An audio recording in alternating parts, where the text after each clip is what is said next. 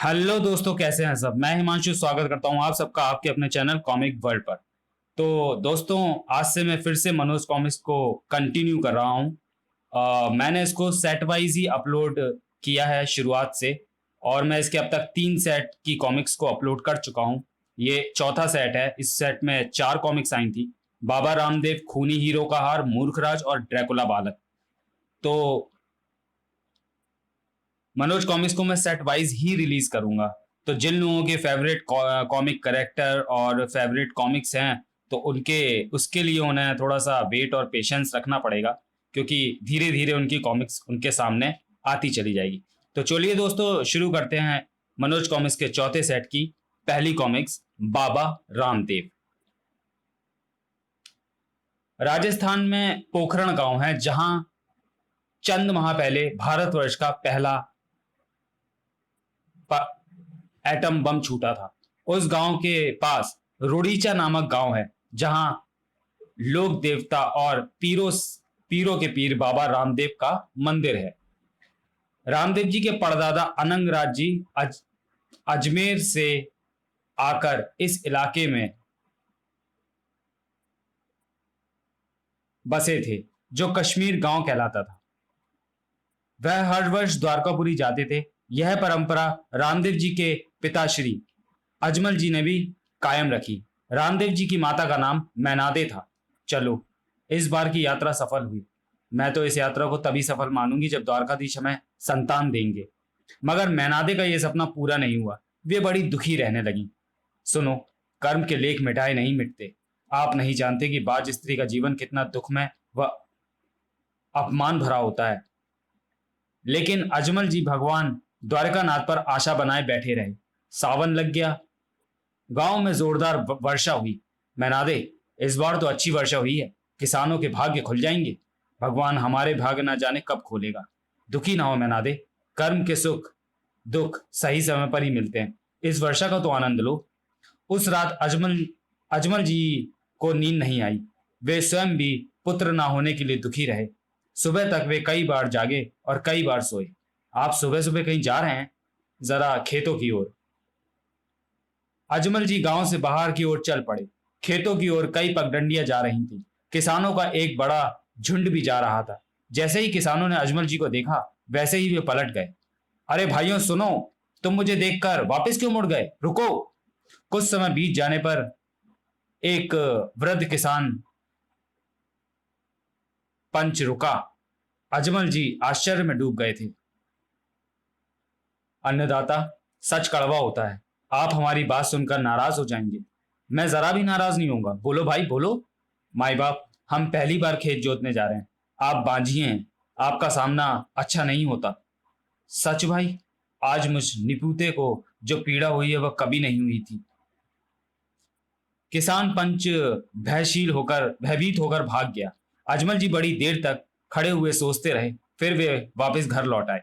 अरे, आप जल्दी वापस कैसे लौट आए? सच ठकुराइन, निपूतों की कोई जिंदगी नहीं होती। अजमल जी ने सारी बात बता दी। मैनादे भी पीड़ा से भर गई। दोनों बड़ी देर तक बातचीत करते रहे। हमें अब भगवान द्वारकाधीश से कोई फैसला करना ही होगा। कैसे?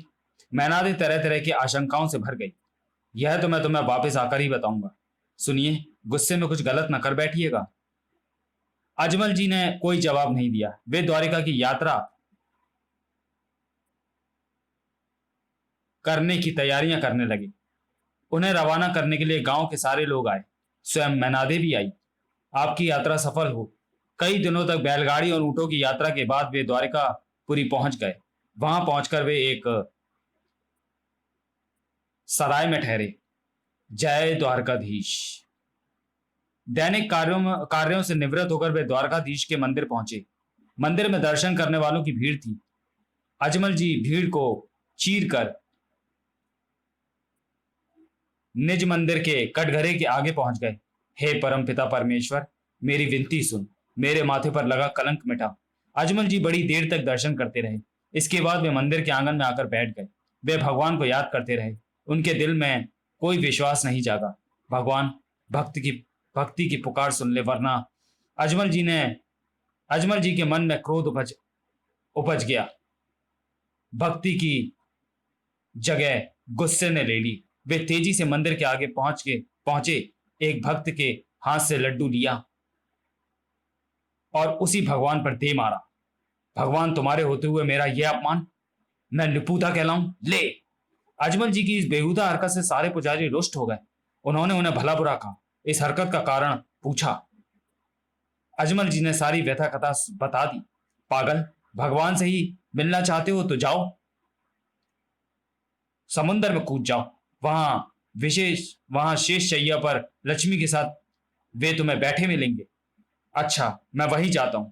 अजमल जी समुंदर की ओर रवाना हो गए। उधर क्षीर सागर में शेषनाग की शैया पर विराजे हुए विष्णु भगवान के सिर पर चोट दिखी तो लक्ष्मी जी चौंकी। हे देवों के देव, आपके ललाट पर आज ये चोट कैसी? यह चोट नहीं है लक्ष्मी, यह तो भक्त का दिया हुआ प्रसाद है। ऐसा कौन दुष्ट भक्त है जिसने ये दुष्टता की? देखो, वो थोड़ी देर में आता ही होगा। अजमल जी सीधे सागर तट पर पहुंचे। उन्होंने प्राणों की परवाह न करके गहरे समंदर में छलांग लगा दी। वे समंदर के तल की ओर जाने लगे। शेषनाग की शैया पर बैठे बैठे विष्णु जी का ध्यान गया। मेरा भक्त आ गया है। वे ऊपर की ओर चल पड़े। थोड़ी देर के बाद समुद्र में ही दोनों का मिलन हुआ। भगवान के प्रत्यक्ष दर्शन करके अजमल जी गदगद हो गए। हे दीनानाथ, मेरे विपता हरो, मेरे माथे का कलंक मिटाओ। अजमल जी, मैं तुम्हारी भक्ति से बहुत ही प्रसन्न हुआ हूं। मांगो, मैं तुम्हें वरदान देना चाहता हूं। दया निधान, मैं निपुता हूं, इसके कारण मुझे बड़े अपमान सहने पड़ते हैं। मुझे संतान दीजिए। जा, तुम्हारे संतान होगी, मैं स्वयं तुम्हारे यहां अवतार लूंगा। अजमल जी वहां से लौट आए। वे बहुत ही प्रसन्न थे। मैनादे को जब इस बात का पता चला तो उसकी खुशी का ठिकाना नहीं रहा। संवत 1460 में वी, वीर वीर बीरम देव जी व संवत 1462 में रामदेव जी ने जन्म लिया। इसके बाद लांछा व सुगना नाप की दो बहनें हुईं। रामदेव जी का बचपन खूब आनंद से बीतने लगा। इस तरह 15 साल बीत गए। एक दिन रामदेव जी ने देखा कि कई फरियादी उनके घर के आगे आए हैं और अजमल जी से फरियाद कर रहे हैं। दुहाई ठाकुर साहब, दुहाई, भैरव राक्षस हमें बड़ा सता रहा है। उस भयानक राक्षस से कौन लड़े? आप ईश्वर से प्रार्थना करें कि वे उसका नाश करें। परंतु रामदेव जी को भैरव का उत्पात खल गया। उन्होंने भाला लिया और चल पड़े भैरव राक्षस को मारने। शस्त्र विद्या में निपुण थे ही वे। भैरव, अब तेरा समय आ गया है। पोखरण के पास ही उत्तर दिशा में एक पहाड़ था। उस पर भैरव राक्षस रहता था। वह पूरा हिंसावादी था। उसने आसपास के सारे इलाके में उत्पात मचा रखा था।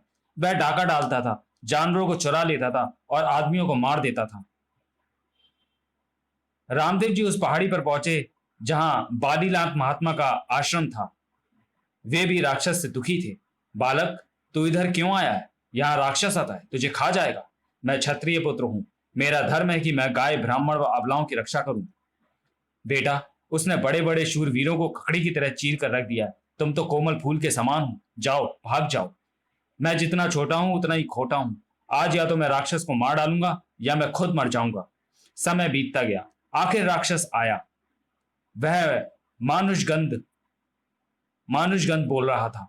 इस तरह वह बालीनाथ के पास आया। रामदेव जी एक गुदड़ी मतलब रजाई में छुप गए। यहां मुझे मनुष्य की गंध आ रही है, बता वह कहाँ है? इस गुदड़ी में छुपा हुआ है। राक्षस गुदड़ी पर झपटा। वह गुदड़ी को खींचने लगा, लेकिन वह गुदड़ी द्रौपदी के चीर की तरह लंबी होती चली गई। बाप रे, यह कौन से शैतान की आंत है? वह शैतान की आंत मैं हूं, भैरव राक्षस। मैं तेरा काल हूं।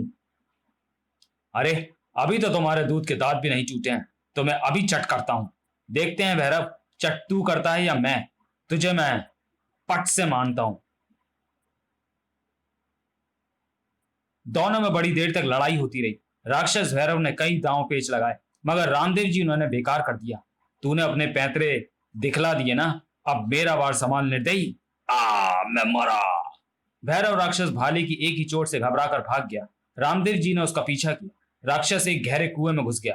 रामदेव जी ने उसके आगे सिला लगा दी। जा राक्षस, अब इसी कुएं में मर जा। भैरव राक्षस की मृत्यु से चारों ओर हर्ष छा गया।